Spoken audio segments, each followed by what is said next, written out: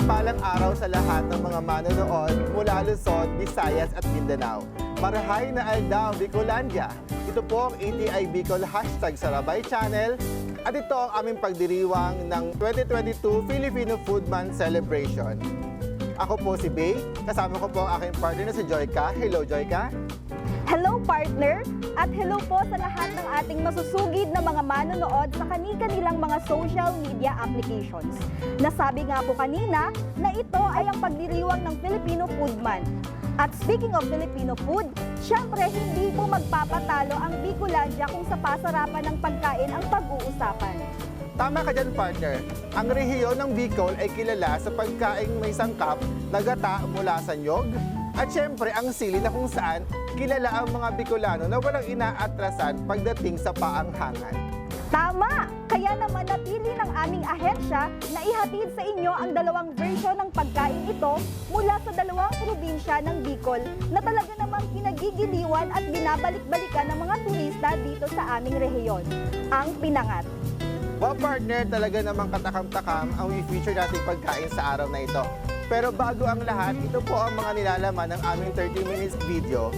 Una, ituturo po namin sa inyo ang paggawa ng pinangat na version naman po ng Camarines Tour. Tutulungan po tayo mamaya ni Ate Joyka para ituro sa atin ang mga sikreto ng masarap at talaga namang katakam-takam na pinangat. Pangalawa, kikilalanin natin ang sikat na kainan sa Kamalig na kung saan ito ay sikat din sa kakaibang version ng pinangat sa probinsya ng Albay, ang Dad's Pinangat. Yes, at mamaya rin naman po, makakasama po natin ang eksperto sa pagkain mula po sa Central Bicol State University of Agriculture upang higit nating maunawaan ang nilalaman ng pagkain ito. Tayo na at saksihan ang pinagmamalak na pinangat ng Camarines Sur at matuto sa pagluluto nito. Panoorin po natin to. Masaganang ani at mataas na kita mga kaagri.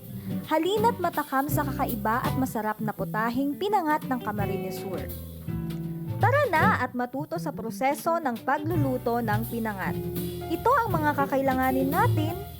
Una, maghanda ng kiniskis na lukado ng nyog o yung tinatawag na semi-mature coconut. Ilagay ang kinayod na lukadon sa chopping board.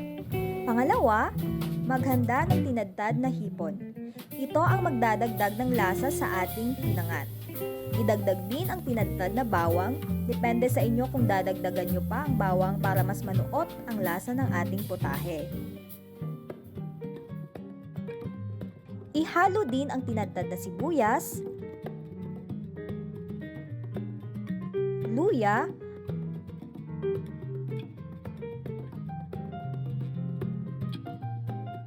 at balat ng hipon.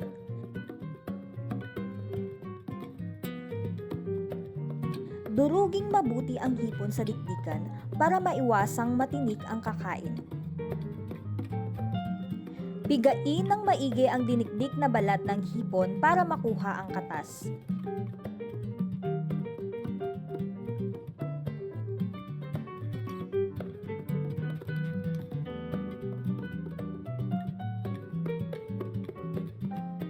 Idagdag ang asin at siling labuyo.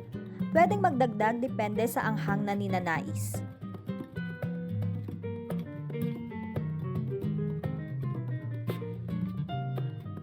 Ilagay ang dinikdik na siling labuyo.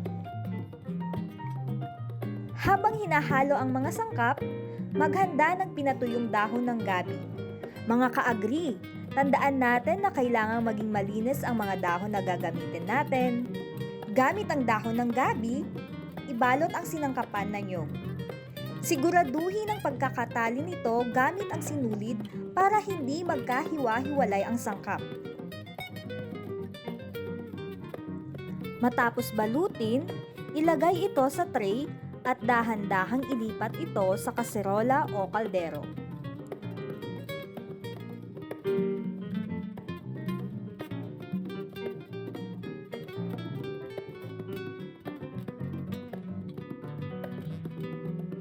Habang nililipat ay maghanda ng gata ng nyog at ito ay ibuhos sa kaldero.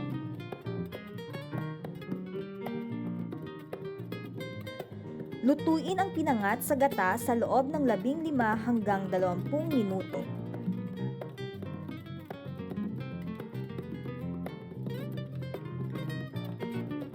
Sunod naman nating gagawin ay lutuin ng hiwalay ang kakang gata at idagdag ang tinadtad na bawang, sibuyas at asin. Dahan-dahang haluin at panatilihin ang paghalo nito upang maiwasan ang pagbubuo-buo.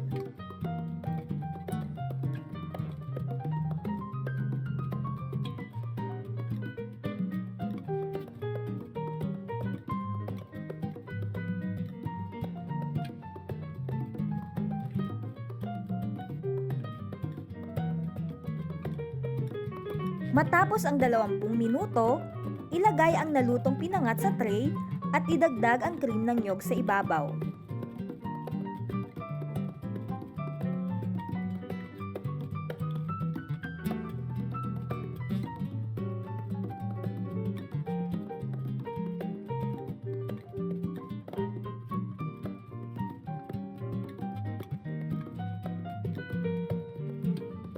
Matapos ang ilang minutong paghahanda, pwede nang tikman ang creamy at leafy goodness na pinangat ng Camarines Sur. Happy eating mga ka-agri!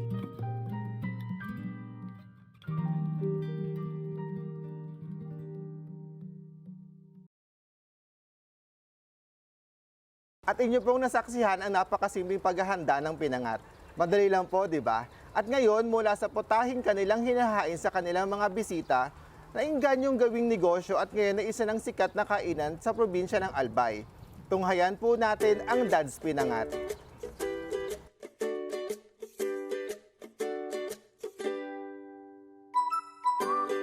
Ako po si Ronaldo Dads de Sergio, may-ari po ng Dads Special Pinangat. Ako po yung gumagawa ng itong pinangat ito ay nakakarating na kung saan-saan. May mga branches na po tayo ng SM, meron po tayo Seymour at saka may mga reseller po ng Manila, saka Tarlac kung saan-saan pa.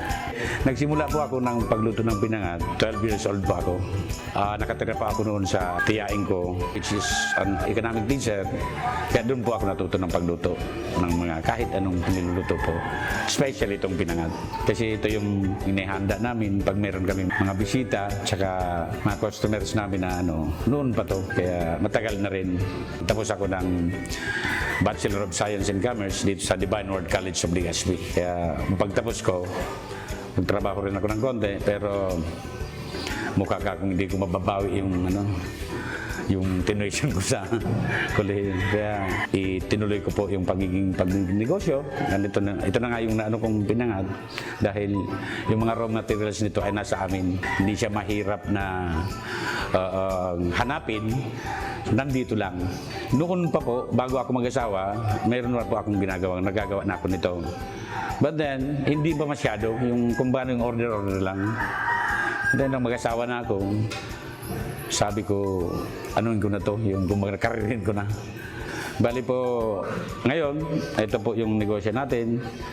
Nagsimula ako sa maliit, as in, I think 500 pesos, I think, yung sinimulan ko noon. Na dito ko rin kinuha lahat. Dito ako nagpaaral ng mga anak ko. 3 po ang anak ko. So, sisimulan ko na po. Actually, ito po yung mga ingredients ng paggawa ng pinangat. Ito po yung bawang natin. Alam ko na to. Bawang, yung luya, meron tayong aji, yung konti, maglalagay lang tayo. Tapos itong bagoong, and then paminta, ito yung kanduli, yung pangpalasa natin. Siyempre, mayroon tayong asin. Mamaya, lalagyan natin ng sili. Mas masarap pag may anghang yung pinangan. Pero yung iba, hindi naman kumakain ng mahangang. Kaya haatiin natin. Yung kalahati, mahanghang. Yung kalahati, hindi. So, sisimulan ko na po. Ang ginagawa ko nitong mga ingredients, hindi ko na po ito tinatadtad o something. Para mas madali, kasi marami volume kami kung gumawa, biniblend ko lang po ito. Biblenderin ko ito sa isa lahat. Tapos lalagay ko na dito. Then, gagawin na natin. So, ilagay ko na po muna ng bawang.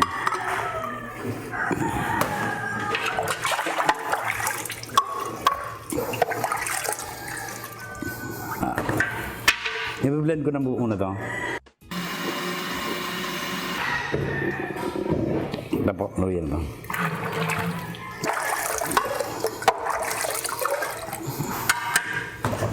Lagay ko na rin po ito, bagoong ito.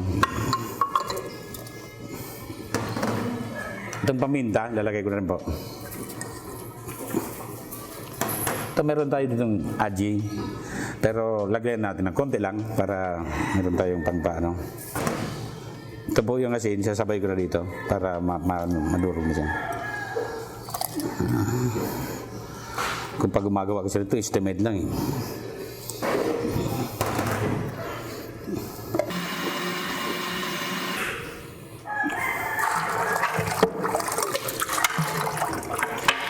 Okay na po yan lahat. Andiyan na po yung ingredients natin. Yung lahat ng kailangan. Sisimulan ko na po ang pagbalot ng pinangat. Mga 4 po. Sa 2, 3, 4. Para hindi siya mabutas. Lagyan natin ng tamang mga 120 or something, 140 grams. Ito po yung ganun. Ito kasi, itong isdang ito, masyadong malasa to. Pag nasobrahan ito, aalat yung ano natin. Kaya kapit na kapit doon sa pinangat. Kapag dinamayan mo nito, iba na yung lasa. Aalat siya. Isa lang siya. Kasi mayroon namang ingredients dito sa loob. Yung kakagata niya, nandito na. Ilalagay natin dito. Diba? Tapos nabalot ko na lang. Ganyan.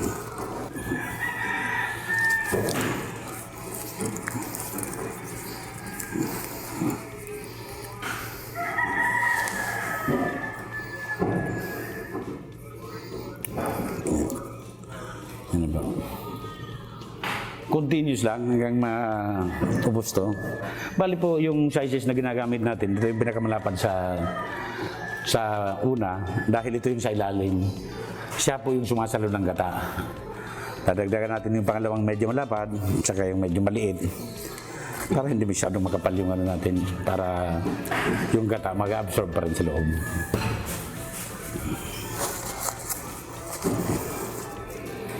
Okay, tuloy-tuloy lang tayo.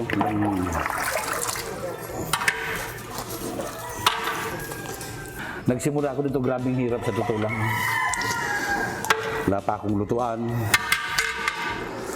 Wala pang ganyan. Niluluto ko pag umuulan, nauulan, lagyan ko lang ng ang tao naman kung gustong mabuhay ng marangal, kahit ano gagawin mo. Pagsimula ko nito, naglalaba pa ako. Yung sa Albay, yung mga malaking kanyan, nilalaban ko yun. 500 days mga nagtatrabaho ako sa construction. Maaga, mga 5 o'clock, nagtitinda pa ako ng isda. Triple time yung ginagawa ko noon eh.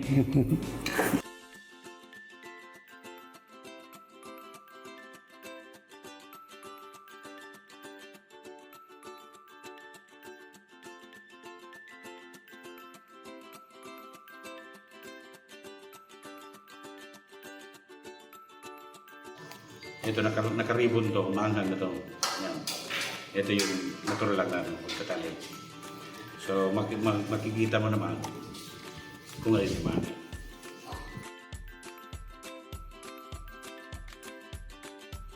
So, itong nagawa natin dun sa, bali to ay nasa 70 pieces na nyug to. Magagawa to ng mga 60 to 70, ganyan. Itong nagawa natin yan. Maliit lang na. Actually yun, yung isang malaking kaldero yung ginawa namin kanina, bali nasa 120 niyog, nagawan yung mga 105 or something, 105, 110, ganyan. Yung isa na yung nandun na kanina, ganyan po.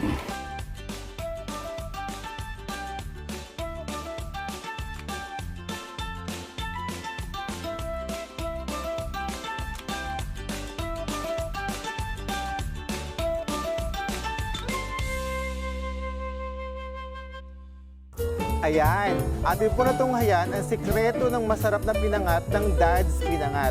Maraming salamat po Sir Ronald Deserio for sharing at tunay po kayong inspirasyon sa iba pang mga naghahangad ng magandang negosyo. At ngayon naman po, makakasama po natin mula po sa CBSUA or Central Bicol State University of Agriculture, ang kanila pong Associate Professor 5, wala pong iba kundi si Ma'am Julie Casaol. Ma'am Julie, magandang araw po. Hi, Marina Aldao, Bay, and Joyka. At sa lahat ng nanonood ng ATI Bicol Sarabay Channel. Mula po sa Central Bicol State University of Agriculture, ang aming maligayang pagbati sa inyong pagdiriwang ng Filipino Food Month. Maraming salamat po, Miss Julie. Ang unang katanungan po namin is, can you tell us more about sa Pinangat at what makes us proud bilang Bicolano sa pagkakaroon ng ganitong uri ng pagkain? Okay po, ang Pinangat ay tradisyon na parte na siya ng buhay nating mga Bicolano. So, kaakibat na siya natin sa ating kabuhayan, kapagkainan, at pagkatao bilang Bicolano. So, alam naman nating lahat na tayo ay nasa Bicol. Very prone po tayo sa bagyo. Noong 2011, nung kami ay kinumbisyon ng Department of Trade and Industry para tingnan yung mga processes ng mother vendors. So, doon natin nalaman na maraming vendors pala ng Pinangat from Magarao, Kamaligan, even Naga City, na they are already into the business or yung paggawa ng Pinangat at binibenta nila ito mga around 30 years na. 2011 yun so that means ngayon ay around 40 years na sila sa negosyo. So, ang ingredients ng ating Pinangat ay nakakatuwa dahil reflective siya ng ating pagkatao. Ang taro, sabi ng mga farmers natin, kahit siya ay binaha, lumubog after 1 week or 2, basta may sunlight and source ng konting nutrients, kaya niya na kaagad magbigay sa atin ng 1 or 2 leaves. So, ganun din sa ating niyog, di ba? Kahit hinulog siya ng malakas na bagyo, doon sa amin sa Albay, basta nasalansang lang siya ng maayos, even for a year's time, meron pa tayong gagamitin na niyog. And then, mahirap gumawa ng Pinangat. So nakita naman natin sa Dad's Pinangat, sobrang hirap. Reflective din siya na kahit gaano tayo naghihirap sa Bicol, we are hard worker Bicolanos. Resilient tayo, kaya nating umangat ulit. So reflection siya na kahit ilang bagyo ang magpadapa sa atin, kaya nating magtrabaho ng marangal at buong puso, ang pagtadtad na lang ng ingredients. Oo, ang sa atin pag yung mortar and pestle, ano yun, bayo ba yun? Yung gano'n? Pag sinilbihan ka after bagyo, pagod na pagod ka, pag sinilbihan ka ng mahal mo sa buhay, sinabihan, tapos nakita mo Pinangat yon, something special. So there's hope, no? Meron tayo ulit lakas. And then, partner siya sa kabuhayan ng ating mga mothers. Ibig sabihin, tuwang-tuwa sila no, na magsabi sa amin na, Ma'am, ano yan, 30 years ko nang pinaaral yung aking mga anak, mga apo, sa pamamagitan ng Pinangat. So along Naga City, sa General Luna Street, napakahabang panahon na nagtitinda ang mga Pinangat vendors natin dyan since Opo. 1994. At kahit sa mga sentro, sa mga palengke, Yes, oo. hindi po mawawala may nagtitinda po ng Yes, Pinangat. anywhere in Camsur, dyan sa Pili, merong corner.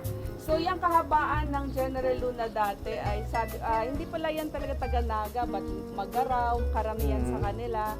And then eventually, mga 2010 yata yon nang medyo stricto na. So, siguro naglalako-lako na lang sila. And even in our restaurants, meron tayong Pinangat. So, sa pagkatao natin, sa pagka-resilient natin, at sa kabuhayan natin, Pinangat is always our partner. Opo, at sila Sir Ronald po, nag-export din po sila at Yes, nag-venture din po sila sa mga corporations, sa mga malls. Opo. And ma'am, para naman po sa mga natatakam at nagkaroon ng interest na dumayo dito sa Bicol upang matikman ang pagkain ito, ano man po ang mga sustansya o yung mga benepisyo po ng pagkain ng Pinangat? Doon na lang sa ingredients ng ating Pinangat, number 1 dyan yung ating coconut. May coconut meat tayo, tinatawag sa Bicol na lukadon. Not so young yet not so matured. Matured. No? Sakto lang. Tapos meron tayong kakanggata as well as yung second extract, yung coconut milk. So sinasabi natin na so according to literature, ang coconut talaga complete siya sa macronutrients. Merong healthy oil. So alam naman natin ang study, no? Even sa virgin coconut oil, although may heating process ang kakanggata, still nandun yung mga medium chain fatty acids niya. So around 37% ng oil ng gata natin ay medium chain. Ibig sabihin readily ma-absorb siya ng ating small intestine. Sa ating Bicolano, so after typhoon talaga, we need energy. So yung Opo. kakanggatan natin rich in calories, then carbohydrates, fats, even fiber from our gabi leaves. So parang complete package siya. Binalot ang napakagandang nutrients, calories, healthy oil, and then may protein din ang ating coconut meat and even sa milk, and also rich in vitamins and minerals. So package into one, makaka-revive ng ating strengths. Meron pa siyang different, yung nakita naman natin sa demonstration ni Sir Dads na maraming seasonings, no? So nandun, alam natin na yung mga seasonings natin ay nakakabigay, marami silang health benefits gaya lang ng tanglad, ng ginger, ng ating bawang. Opo. And even the sili, and the pepper. So mixed together, of course, with the labor of love. Yun talaga yung Talaga. key. Oo. Yun ang pinakamasarap na sangkap. Mas lalo akong namangha sa benepisyong taglay ng pinangat. Isa itong pagpapatunay na hindi lang ito masarap, ito din ay may magandang naidudulot sa ating pangangatawan. Tama. At higit pa nating naunawaan ang pinagmulan talaga ng napakasarap na pagkain ito mula sa rehiyon ng Bicol. Miss Julie, baka po meron po kayong nais ipabatid sa ating mga manonood sa mga activities po ng CBSUA? Okay po, so kami po ay malugod na pinapaalam sa inyo na meron kaming Taro Center sa Central Bicol State University of Agriculture na pinapangunahan ni Dr. Alan under sa VPRI cluster namin kay Dr. Ramona Ramirez. Pero itong research natin sa taro, nagsimula pre- and post-harvest processing ng taro natin, nagsimula pa noong 2015. So under kay Dr. Mostoles at si Ma'am Pasiona ay nag-identify ng mga cultivars na kung saan ay pinag-aralan din natin. As of now po sa Taro Center, nagko-collect tayo ng mga cultivars.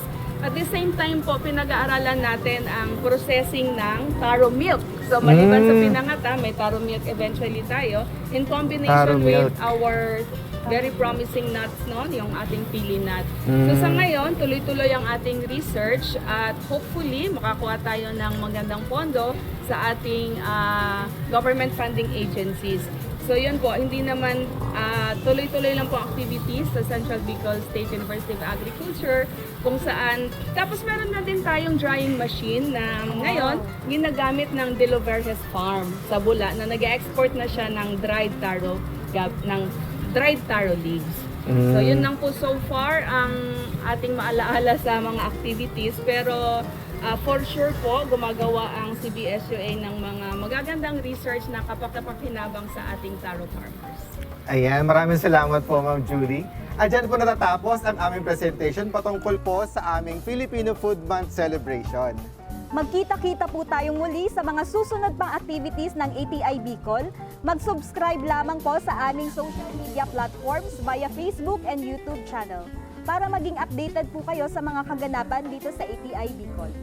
Sa ngalan po ng aming Center Director na si Ma'am Elsa A. Parot at ng buong ATI Bicol, together, Diyos mabalos sa Indogapos. Bye!